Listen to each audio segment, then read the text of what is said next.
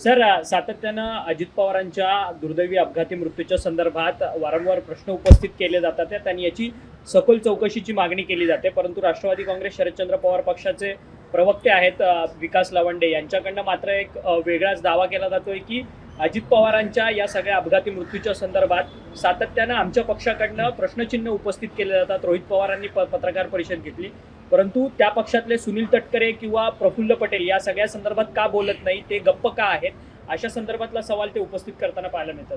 खरं तर विकास लवांडे यांनी मला वाटतंय आमच्या नेत्याची विधानं किंवा पत्रकार परिषदा पाहिल्या नाहीत. राष्ट्रवादी काँग्रेस पक्षाकडून पहिल्या दिवसापासूनची मागणी आहे, त्यामध्ये तटकरे साहेब असतील, प्रफुल्लभाई असतील, या लोकांनी सुद्धा मागणी केलेली आहे की या अपघाताची सखोल चौकशी व्हावी आणि या मागणीनंतर महाराष्ट्र सरकारकडनं सुद्धा त्या ठिकाणी तिथं चौकशी समिती नेमण्यात आली किंवा CIDला तपास देण्यात आलेला आहे.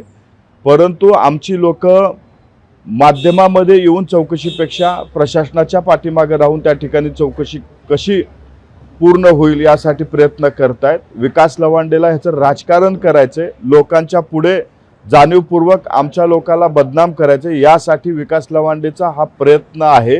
विकास लवांडे तुम्हीच होतात अजितदादाला गद्दार म्हणणारे, तुम्हीच अजितदादाला खालच्या पातळीवर जाऊन टीका करणारे. तुम्हाला अजितदादाचा कळवळा नाही, तर अजितदादाच्या जाण्यामागं जी तुम्हाला स्पेस भेटली आहे ती स्पेस मिळवून कुठेतरी त्याच्यावर आपली राजकीय पोळी भाजण्याचा प्रयत्न विकास लवांडेकडनं केला जातोय. विकास लवांडेने एक लक्षात ठेवावं, तुमच्यापेक्षा जास्त काळजी अजितदादांची आम्हाला आहे. आमच्या सगळ्या नेत्यांची एकमुखानं एकमतानं मागणी आहे की या प्रकरणाची सखोल चौकशी झाली पाहिजे. फक्त आम्ही माध्यमात येऊन गवगवा करण्यापेक्षा कशा पद्धतीनं ही चौकशी पूर्ण होईल यासाठी प्रयत्न करतोय. परंतु सातत्यानं अजित पवारांच्या या सगळ्या दुर्दैवी मृत्यूच्या संदर्भात सखोल चौकशी व्हावी किंवा या सगळ्या हा सगळा अपघात आहे की घातपात आहे असा सगळा प्रश्नचिन्ह निर्माण केलं जातं. यामुळे ह्या सगळ्या या गोष्टीवरती तुमच्या पक्षाच्या उपमुख्यमंत्री सुनेत्रा पवार यांनी अजूनपर्यंत कोणतंही भाष्य केलेलं नाही. या सगळ्या गोष्टीला त्यांचा दुजोरा आहे का? एक तरी वहिनी जे अपघाती निधनामुळं आमच्यावरती संकट आले, ह्याच्यामधून मानसिकरित्या त्या स्ट्रॉंग होऊन आज कुठंतरी भूमिका स्वीकारतायत आणि हळूहळू त्यासुद्धा बोलतील, याच्यावरती आपली भूमिका मांडतील. भूमिका मांडत नाहीत ह्याचा अर्थ त्या काही देशाच्या गृहमंत्र्यांना भेटल्या, देशाच्या पंतप्रधानांना भेटलेले आहेत, राज्याच्या मुख्यमंत्र्यांना भेटलेले आहेत. ते त्यांची जी भूमिका, त्यांचं जे म्हणणं आहे ते ठिकाणी मांडलेलं आहे. माध्यमात येऊन बोललं म्हणजेच आपली भूमिका स्पष्ट होते असं नाही, तर वेगळ्या पद्धतीनं सुद्धा या गोष्टी कशा पद्धतीनं याचा घटनेच्या मुळापर्यंत जाता येईल यासाठी प्रयत्न केला जातो. आम्ही सगळ्यांचं म्हणणं येते या घटनेच्या मुळापर्यंत गेलं पाहिजे. नेमकी कुणाच्या चुकीमुळं तो अपघात झालेला ह्याची सखोल माहिती झाली पाहिजे आणि तो अपघात आहे की घात आहे ह्याची माहिती चौकशी अंती बाहेर येईल. चौकशीला काही कार्यकाळ लागतो, ती चौकशीच्या अंती बाहेर येईल. परंतु ही जी लोक अजितदादावर प्रेम दाखवत आहेत, यांचं प्रेम रिकामी झालेले खुर्ची बघून जागृत झालेलं असं मला वाटतंय. परंतु या सगळ्या संदर्भात अर्थात हा घातपात आहे की अपघात आहे या सगळ्या संदर्भात सखोल चौकशी झाली पाहिजे. परंतु तुमच्या पक्षाचे वरिष्ठ नेते आहेत सुनील तटकरे किंवा प्रफुल्ल पटेल, यांची कुठे समोर भूमिका येताना पाहायला मिळत नाहीये आणि खरं तर तुमच्या पक्षाच्या विरोधातली काही लोक भूमिका मांडतात आहेत का अशा पद्धतीचे चर्चांना वाव? अनेक वेळा आपल्याच माध्यमातून महाराष्ट्राच्या जनतेसमोर त्यांनी बोललेलं आहेत. आपल्याला पाहिजे असतील तर ते व्हिडिओ मी आपल्याला दाखवू शकतो की तटकरे साहेब असतील, प्रफुल्लभाई असतील, या प्रकरणाची सखोल चौकशी व्हावी अशा पद्धतीची मागणी त्यांनीही केलेली आहे. फक्त आम्हाला इव्हेंट करता येत नाही कारण आम्ही दुःखात आहोत. आमची जी मागणी आहे ते महाराष्ट्राच्या आणि देशाच्या प्रमुखाकडे करतोय. त्याचं इव्हेंट न करता, गवगवा न करता कशा पद्धतीनं या घटनेच्या मुळापर्यंत जाता येईल यासाठी प्रयत्न करतोय.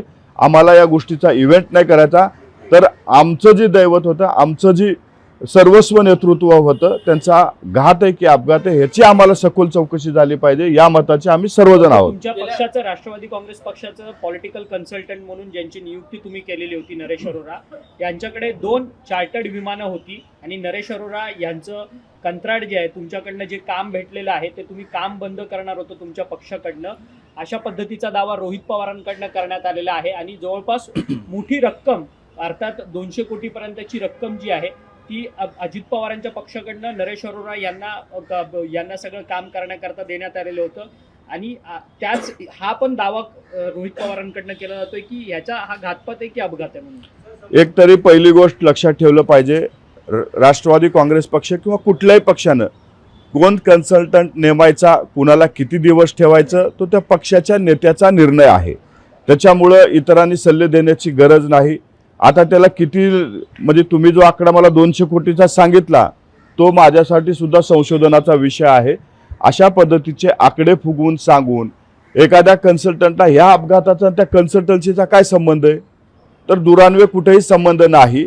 परंतु तो विषय वेगळा, हा विषय वेगळा, तरी सुद्धा तो विषय एकत्रित करून काहीतरी वेगळं घडतंय, काहीतरी वेगळं शिजतंय अशा पद्धतीचं दाखवून दिशाभूल करू नये. माझं अजूनही म्हणणं आहे, अजितदादाच्या अपघाताची सखोल चौकशी झालीच पाहिजे, पण ती चौकशीची मागणी करत असताना कुणी इव्हेंट करू नये, कुणी त्याच्यावरती जो निर्मळ मनानं चौकशीचा मागणी करावी. तुमच्या चौकशीच्या मागणी मागे कुठंतरी राजकीय धूर निघतोय हे मात्र स्पष्टपणे मी हेच म्हणतोय की चौकशी करत असताना तुमचा हेतू शुद्ध असला पाहिजे. तुमच्या चौकशीच्या मागणी मागे कुठंतरी राजकीय धूर दिसतोय, तुम्ही इव्हेंट शब्दाचा राजकीय धूर दिसतोय. तुम्ही इव्हेंट शब्दाचा प्रयोग राजकीय धूर इव्हेंट नाही, त्यांच्यात अनेक लोक आहेत. ज्या पद्धतीनं ते बोलतायत आम्हाला कुठंतरी वाटतो ह्याच्यामधून राजकीय वास यायला लागलाय. तुमची चौकशीचे हेतू जर शुद्ध असेल तर तुमच्याकडे खासदार आहेत, तुमच्याकडे आमदार आहेत, त्यांनी जाऊन वरच्या लेवलवरती जे काही त्या एजन्सीज आहेत त्यांच्याकडे मागणी करावी. माध्यमाच्या समोर येऊन मागणी करण्यापेक्षा संविधानिकरित्या कशा पद्धतीने या घटनेच्या मुळापर्यंत जाता येईल सगळ्यांनी प्रयत्न केला पाहिजे. कारण दादा महाराष्ट्राचे नेते होते, सगळ्याची भूमिका हीच राहिली पाहिजे. परंतु या घटनेवरती राजकारण कोणी करू नये या मताचे आम्ही आहोत. गेल्या 3-4 दिवसात विलिनीकरण लांबणीवर पडलं अशा बातम्या आल्या होत्या. मात्र आता दिल्लीत काही आमदार गेलेले आहेत, त्यांच्या प्रतिक्रिया अशा आहेत की दोन्ही राष्ट्रवादी एकत्र झाले, छत्र पाहिजे आम्हाला, असं त्यांचं म्हणणं आहे. निधी मिळणार नाही, थेट आरोप केला जातोय दिल्लीच्या दोघांकडनं निधी मिळणार नाही. एक तरी पहिली गोष्ट लक्षात ठेवा की सुनेत्रा वहिनी पवार यांच्या नेतृत्वामध्ये येणाऱ्या काळात राष्ट्रवादी काँग्रेस पक्षाचे सर्वस्व निर्णय त्या ठिकाणी होतील. त्यामुळं विलिनीकरणाचा निर्णय घेण्याचा सर्वस्व अधिकार सर्वानुमते वहिनीला देण्यात आलेला आहे. त्यामुळं वहिनी काय निर्णय घेतील तो वहिनी ठरवतील. आमदार काय म्हणले त्यांच्याही भावना वहिनी लक्षात घेतील आणि पुढच्या आगामी काळामध्ये त्याच्यावरती बोलतील. परंतु आत्ताच्या घडीला आमच्या सगळ्यांची प्राथमिकता हेच आहे, वहिनीनं जी जबाबदारी घेतली आहे त्यांच्या पाठीमागे खंबीरपणे उभं राहणं, या राज्यामध्ये सक्षमपणे राष्ट्रवादी काँग्रेस पक्ष पुढे जाणं हीच आमची प्राथमिकता आहे. आमच्यासाठी विलिनीकरणाचे विषय जे काही निर्णय वहिनीला घ्यायचे ते घेतील, परंतु आमची प्राथमिकता पक्ष आणि राज्य मजबूत करणं ही आहे. नरेश अरोरा यांच्या कंपनीचं कंत्राट रद्द करण्यासाठी अजित पवार हे तयारीत होते, पण सुनील तटकरे हे करू देत नव्हते अशी पण माहिती आता समोर येत आहे. मला वाटतं ही सगळ्या काल्पनिक कहाण्या आहेत. राष्ट्रवादी काँग्रेस पक्षामध्ये कुणाला पदाधिकारी नेमायचं, कुणाला कुठलं कंत्राट द्यायचं, कुणाला एजन्सी म्हणून नेमायचं ह्याचा सर्वस्व अधिकार हा अजितदादांना होता. अजितदादा त्या ठिकाणी सर्व माहिती घेऊन त्या ठिकाणी नेमणूक करत होते. त्याच्यामुळं हा निर्णय अजितदादांचा होता. कुठेही याच्यामध्ये अजितदादांनी एकदा निर्णय घेतल्याच्या नंतर इतर लोक ढवळाढवळ करत नव्हते, हे आम्हाला माहिती आहे. आम्ही संघटनेत काम केलेलं आहे. आता जी ह्या कपित काल्पनिक स्टोऱ्या येत आहेत ते फक्त आणि फक्त कुठंतरी एखाद्या व्यक्तीला बदनाम करण्यासाठी चाललेलं कारस्थान आहे. मासिकामध्ये शशिकांत शिंदे यांचा एक अध्यक्षीय लेख आहे, ज्या लेखात ते असं म्हणतायत की मोठ्या पवार साहेबांच्या आणि अजितदादांच्या सहमतीनं विलिनीकरण करून त्या पक्षाचं नेतृत्व हे अजितदादांकडे दिलं जाणार होतं. हीच सगळ्या कार्यकर्त्यांची मागणी होती, परंतु आता दादांचं स्वप्न अपूर्ण राहिलं. तर त्यांनी असं त्या लेखाच्या मार्फत असं दिसतंय की विलिनीकरण करून सगळं नेतृत्व अजितदादांना दिलं जाणार होतं. यावर आपली काय प्रतिक्रिया? नाही बघा, मी अजूनही आपल्याला सांगतो की शुद्ध हेतून जर येणार होते तर आम्ही त्यांचं स्वागत केलं असतं. परंतु ज्या दिवशी अजितदादाचं अपघाती निधन झालं, अजितदादांचं पार्थिव विद्याप्रतिष्ठानच्या मैदानात होतं, त्याच वेळी ह्यांच्याकडनं अनेक नेते, मी नावं सुद्धा घेऊ शकतो, अनेक नेते आपल्या माध्यमाच्या समोर विलिनीकरणावर चर्चा करत होते. आमचं म्हणणं एवढंच होतं की ती वेळ विलिनीकरणावर चर्चेची नव्हती. तुम्ही विलिनीकरणाची चर्चा कधीही करू शकला असतात.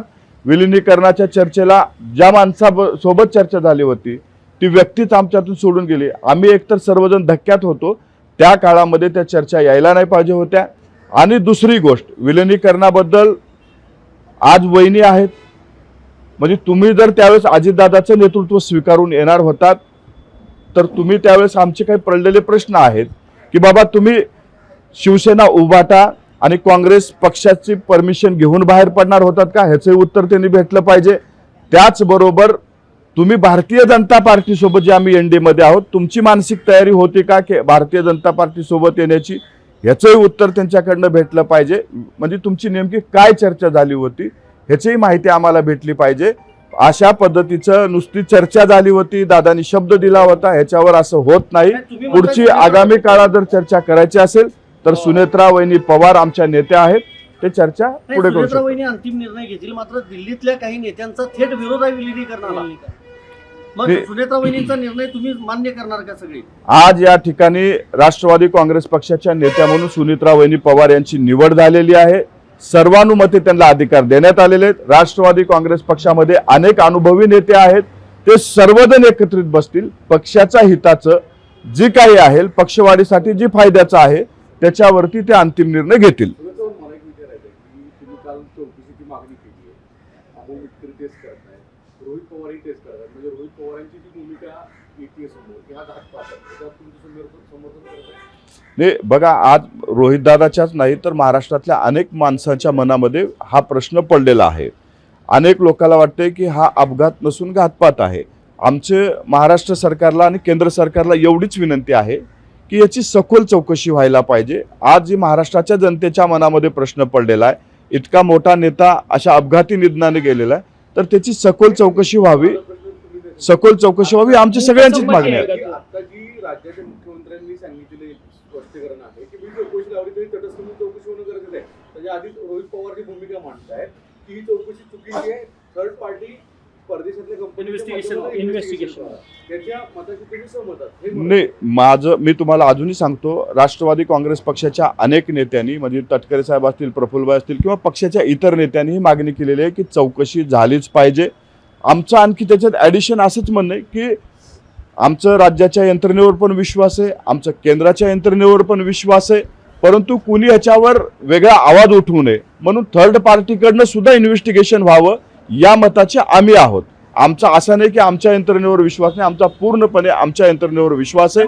उद्या अमोल मिटकरी, रुपाली ठोंबरे यांच्यावर पक्ष नेतृत्व नाराज आहे असं काहीही नाही. आमच्या पक्षामध्ये लोकशाही पद्धतीनं त्यांच्यावर नाराज होण्याचं काय कारण आहे?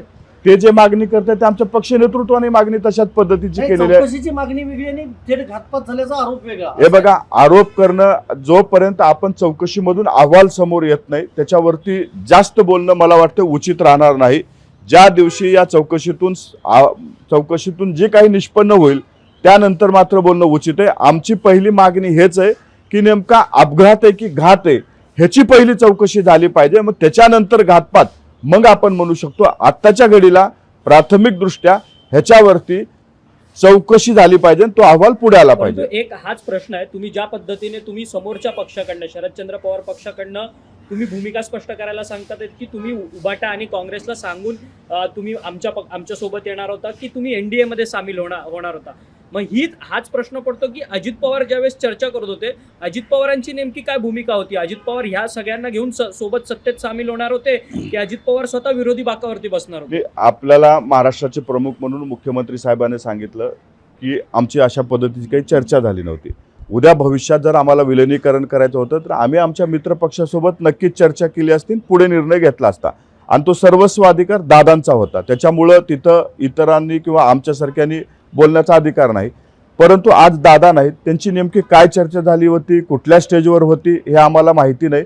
त्याच्यामुळं भविष्य काळामध्ये आता भूतकाळात काय झालं ह्याच्यापेक्षा वर्तमान आणि भविष्याचा विचार करून पुढची चर्चा कशी वहिनी करतील ते वहिनीवर पूर्ण अधिकार आहे. तुमचेच आमदार आहेत अतुल बेनके, ते म्हणतात की आम्ही जुन्नर असेल किंवा शिरूर असेल या सगळ्या तालुक्यांमध्ये आमची चर्चा स्थानिक स्तरावरती आम्ही अमोल कोल्हेंची चर्चा आम्ही केलेली होती. अमोल कोल्हे यांनी आम्ही हातात हात घालून आम्ही एकत्रितरित्या पुन्हा एकदा पक्ष बांधणीला सुरुवात करणार होतो खालच्या भागावरती. हिरामण खोसकर सुद्धा तीच भूमिका मांडतात की दोन्ही विलिनीकरणाची चर्चा झाली होती, खोसकर म्हणतात आहेत. तुमचे आमदार मग खोटं म्हणतात आहेत का? आम्ही आज हे आपल्या माध्यमातून महाराष्ट्राच्या जनतेला एक गोष्ट सांगू इच्छितो की स्थानिक पातळीच्या निवडणुकामध्ये आमच्या पक्ष नेतृत्वाकडनं स्पष्ट सूचना होत्या, जिथं जिथं महायुती म्हणून आपल्याला निवडणुकीला सामोरे जाता येते तिथं आपण महायुती म्हणून सामोरं जावं. ते नाहीतरी आपल्याला पर्याय त्या ठिकाणी राजकीयदृष्ट्या जो योग्य वाटत असेल त्या पर्यायासोबत पुढच्या निवडणुका लढाव्या. आणि झालेल्या निवडणुकामध्ये जिल्हा परिषदमध्ये राष्ट्रवादी काँग्रेस पक्ष आणि तुतारी पुणे सातारा जिल्ह्यामध्ये एकत्रित निवडणुका लढल्या. तुतारीच्या काही लोकांनी राष्ट्रवादीच्या चिन्हावर त्या ठिकाणी निवडणुका लढलेल्या आहेत. ही जी काही चर्चा होती ती स्थानिक पातळीच्या निवडणुकीच्या दृष्टीने झालेली होती. विलिनीकरणाची जी चर्चा आहे ती राज्याचं सगळं आणि देशामधलं सगळं चित्र बघून त्या ठिकाणी निर्णय घेतला जातो. मला वाटतं की स्थानिक पातळीवर नक्कीच काही ठिकाणी चर्चा विलिनीकरणाबद्दल चर्चा किंवा एकत्रिततेनं झालं होतं का 100% झालं होतं. त्या ठिकाणी निवडणुकाही आम्ही एकत्रित लढलो, परंतु तो विषय निवडणुकीपुरता मर्यादित होता. आता आमचं म्हणणं असं आहे, दादा खोटं बोलत होते का हयात असताना? एक मिनिट.